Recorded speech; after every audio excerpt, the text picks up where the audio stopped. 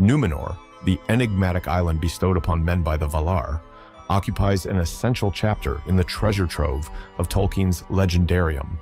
Rising from the mists of the Great Sea, it was a land where the aspirations of humanity reached their zenith, only to be shattered by their own ambition. How did a civilization, so favored by the divine, fall so tragically from grace? Join us for the story of Numenor's otherworldly ascent to a golden age of prosperity and its inevitable descent into ruin.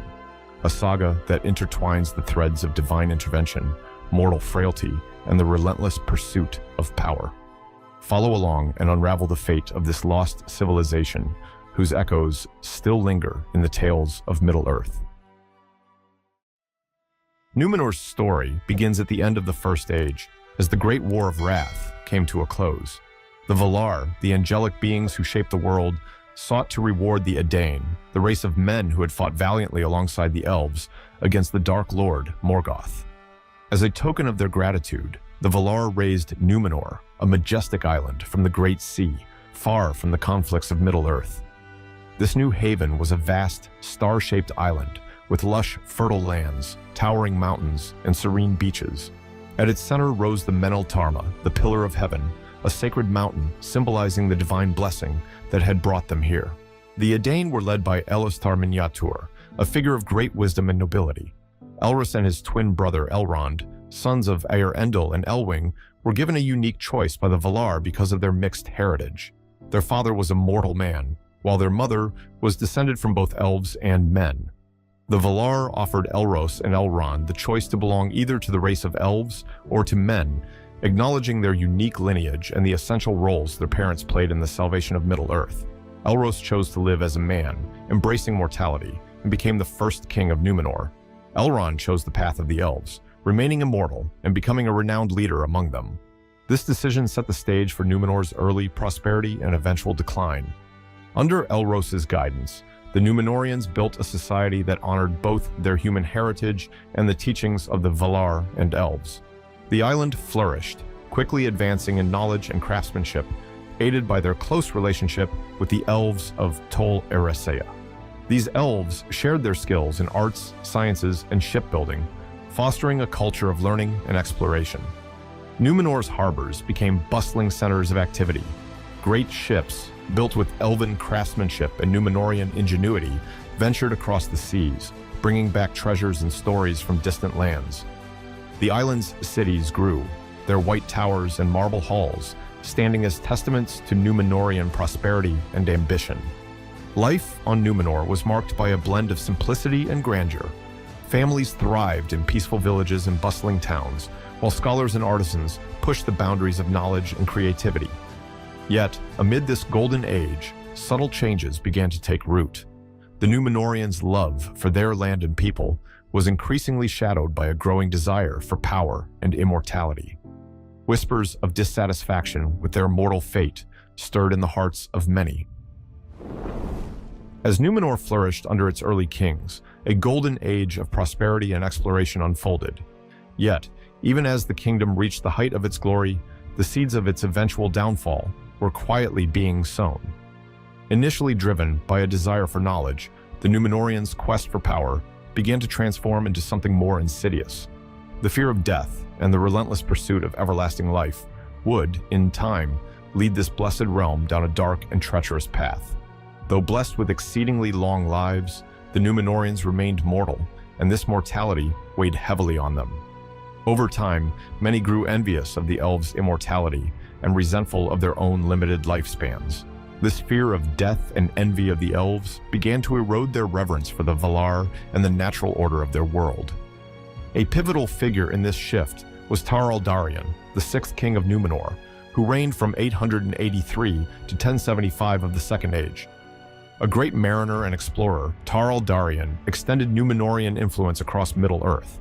However, his passion for exploration led to neglect of his duties at home, causing tension with his wife Erendis and symbolizing the growing divide in Númenorian society.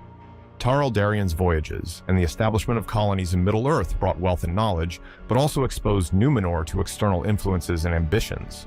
As their power and wealth grew, so did their pride and desire for dominion, tainting their interactions with other peoples. The Valar sent warnings, reminding the Númenóreans of their mortality and the dangers of pride. These warnings were largely ignored by a growing faction that desired power and immortality above all else. This faction's influence grew stronger, especially during the reigns of later kings, who increasingly sought to expand Númenor's dominion over Middle-earth. Whispers of a dark influence began to spread. Sauron, the Dark Lord who survived the downfall of Morgoth, sought to exploit the Númenóreans' fears and ambitions. Though not yet directly involved, his shadow loomed over the island, subtly sowing seeds of corruption and unrest. As the Númenóreans' yearning for immortality and power grew, their values began to shift. The stage was set for the next chapter in Númenor's history, where these tensions would come to a head, and the once great kingdom would face the consequences of its burgeoning ambition and pride. By the time Ar-Pharazôn the Golden ascended to the throne in 3255 of the Second Age, Numenor had reached the height of its power and influence. However, the seeds of decline sown in previous generations had taken root, and the kingdom was teetering on the edge of a dark transformation. Ar-Pharazôn, the last and most powerful king of Numenor, was driven by an insatiable desire for power and eternal life, embodying the worst traits that had begun to corrupt Númenorian society. In 3261 of the Second Age, seeking to assert Númenor's dominance over Middle-earth and to quell any threats to his reign, Ar-Pharazôn launched a grand military expedition. With an immense fleet, he sailed to Middle-earth and confronted Sauron, who had declared himself the king of men. Sauron, recognizing the overwhelming might of Numenor, chose not to resist, and instead surrendered. Feigning submission, he allowed himself to be taken back to Numenor as a prisoner. This act of apparent yielding was a masterful display of cunning by Sauron. Once in Numenor, he quickly rose from prisoner to the king's most trusted advisor. Sauron, with his charisma and persuasive nature, began to manipulate Ar-Pharazôn and the Númenorian court, feeding their fears and ambitions.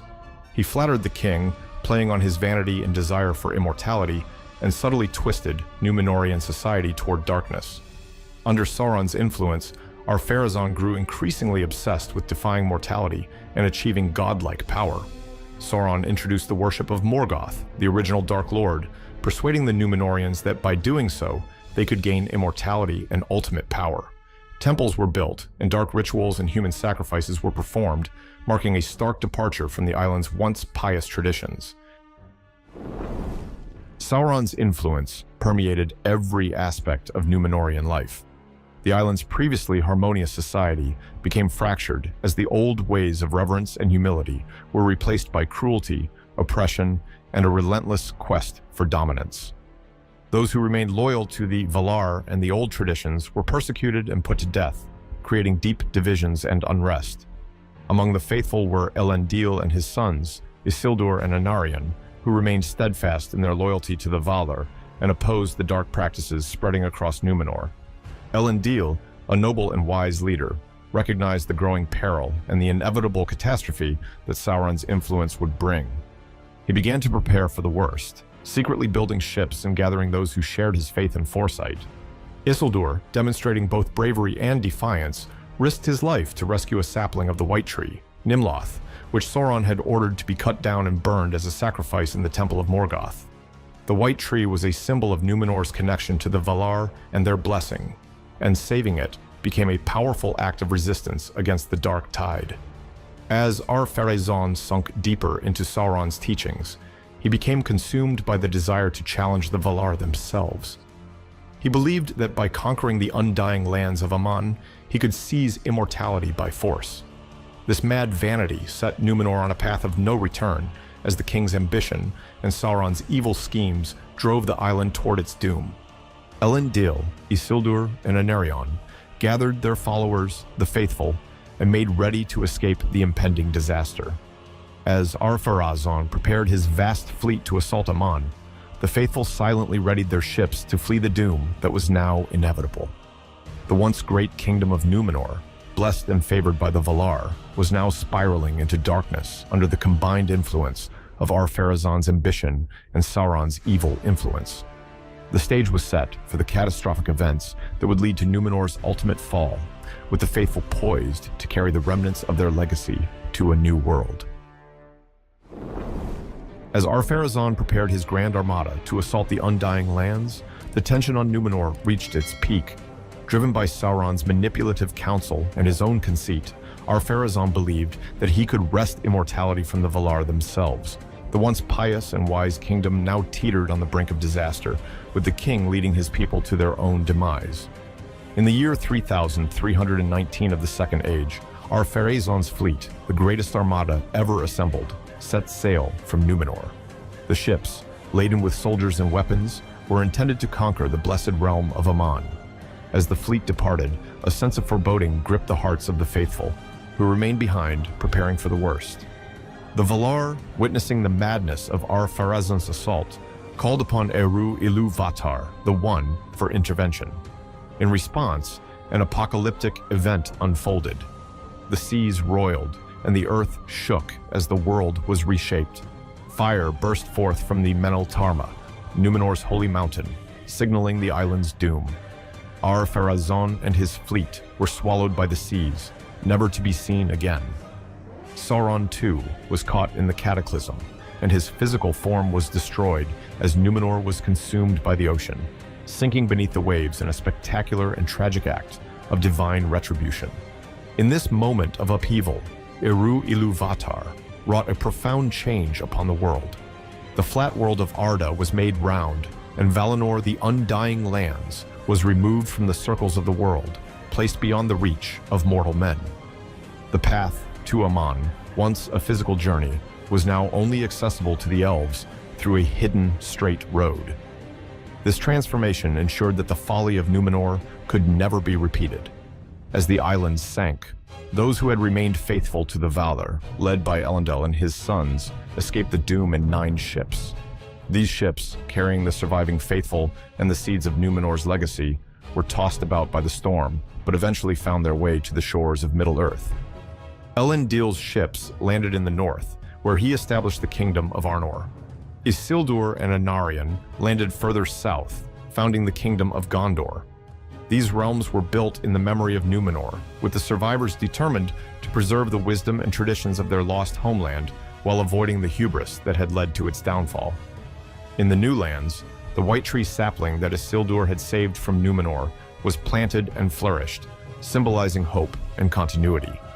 The faithful carried with them the knowledge, skills, and artifacts of Numenor, ensuring that despite the island's tragic end, its legacy would live on in Middle-earth. Sauron, whose physical form was destroyed, was not entirely defeated. His spirit returned to Middle-earth, where he would continue to spread his influence and malice, becoming the central antagonist in the struggles that would define the future of Middle-earth. The downfall of Numenor stands as a powerful testament to the dangers of pride and the pursuit of power at any cost.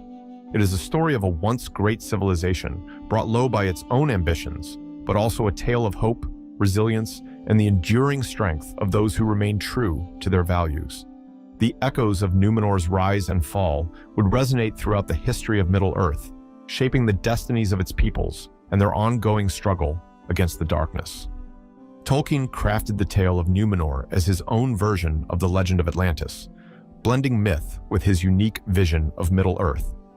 This narrative is one of many detailed in Tolkien's extensive manuscripts and early drafts, which contain various versions and additional details.